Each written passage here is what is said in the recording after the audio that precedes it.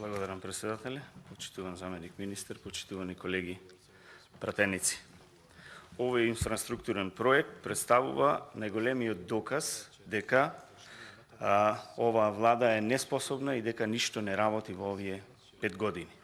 Ова е проект започнат 2014 година и за негова реализација беа обезбедени средства и се реализираше во тој период околу 50% до 2017 година.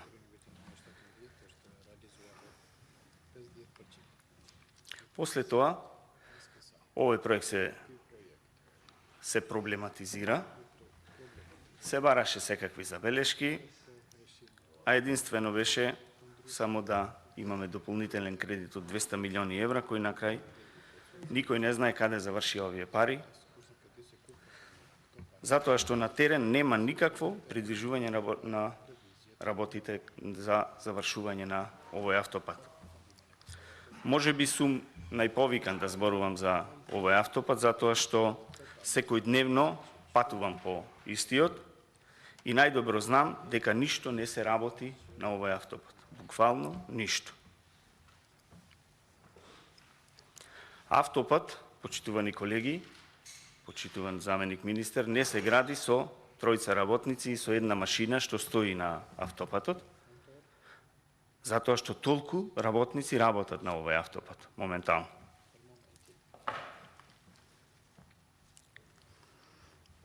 А министерот пред некое време кажуваше дека се работело интензивно со не знам колку луѓе, машини на терен, но од сето тоа нема ништо.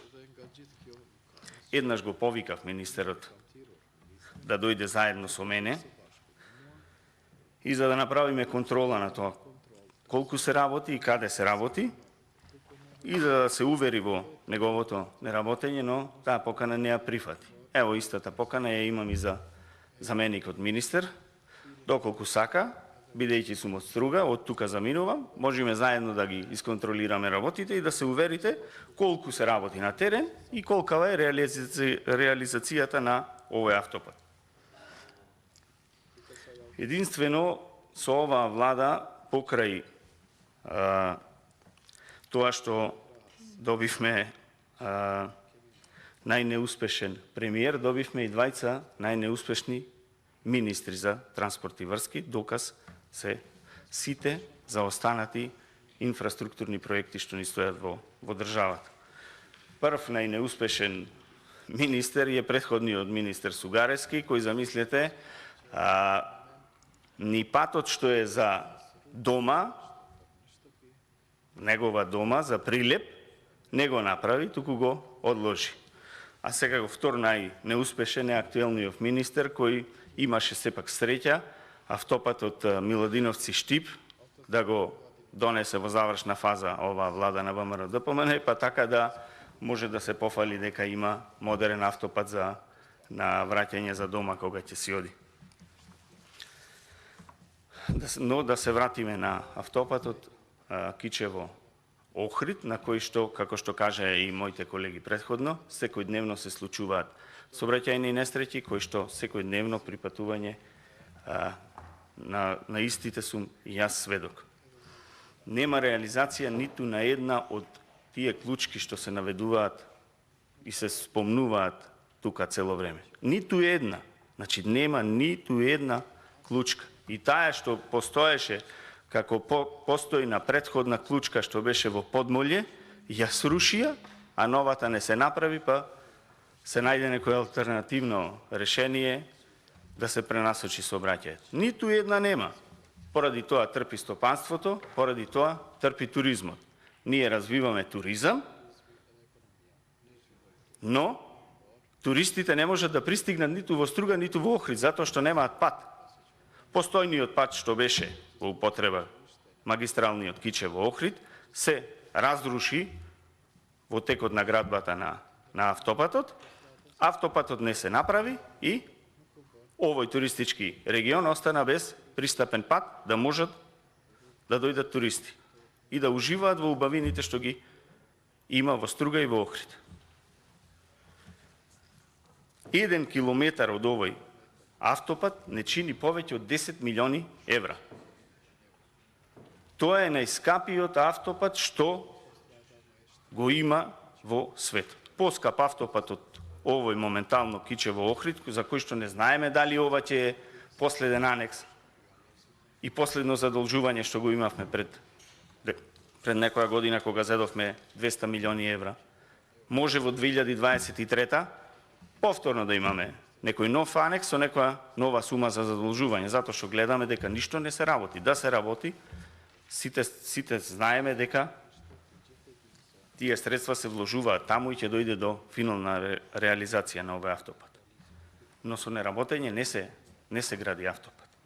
Во периодот од 2014 до 2017 година на терен беа ангажирани околу 1200 работници и повеќе од 500 машини. Ете така се стигнува до процентна реализација за 4 години од 50%. Со една машина и со тројца работници ние ќе го реализираме овој автопат во 2121 година. Со ова темпо на реализација. Само ветуваме, кажуваме, ќе ова, ќе она. Ова клучка ќе ја направиме, ова ќе го направиме, тоа ќе го направиме, но 5 години ништо не направивме.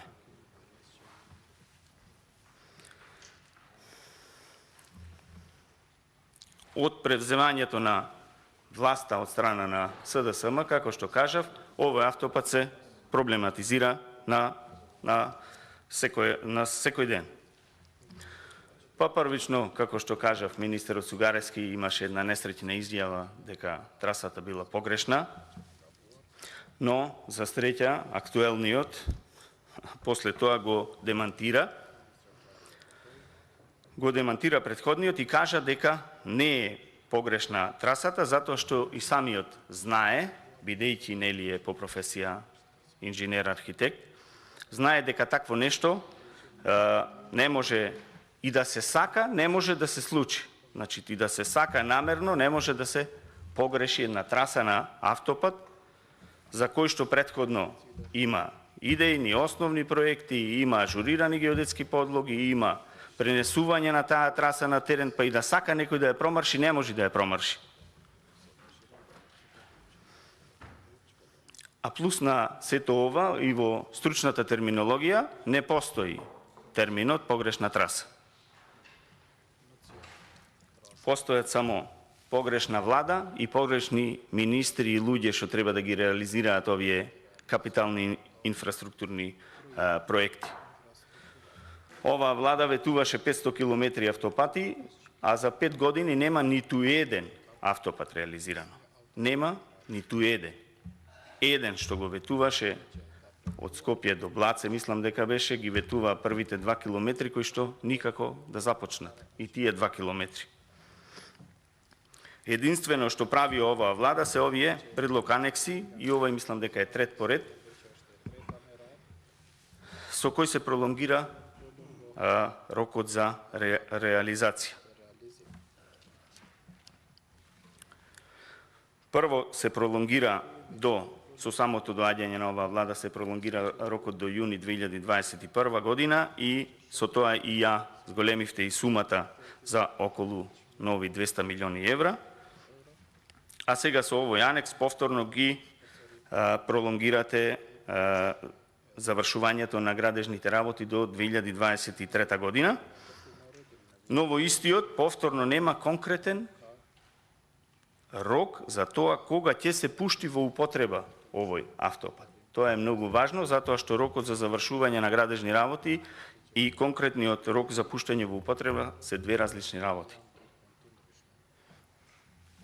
Единствено олеснителна околност е и нешто што е добро со овој анекс е што според новиот анекс се утврдува рокот за завршување на работите, како што кажа, до 2023, но без никакви дополнителни финансиски импликации кон буџетот на Република Македонија. Ете, тоа е единствено позитивно, што нема да се задолжиме повторно со нови 200 милиони евра, а да немаме никаква реализација на крај. И за крај сакам да го прашам заменик министерот за транспорт, бидејќи е тука, а Во законот е предвидено за реализацијата, датумот за реализација е предвиден во денови. Дали во овие денови се вкалкулирани и неработните денови, како што се сабота, недела и државни празници, или не се вкалкулирани, за да знаеме дали понатака повторно ќе се пролонгира овој рок, кога ќе се вкалкулираат и неработни денови и празници. Благодарам.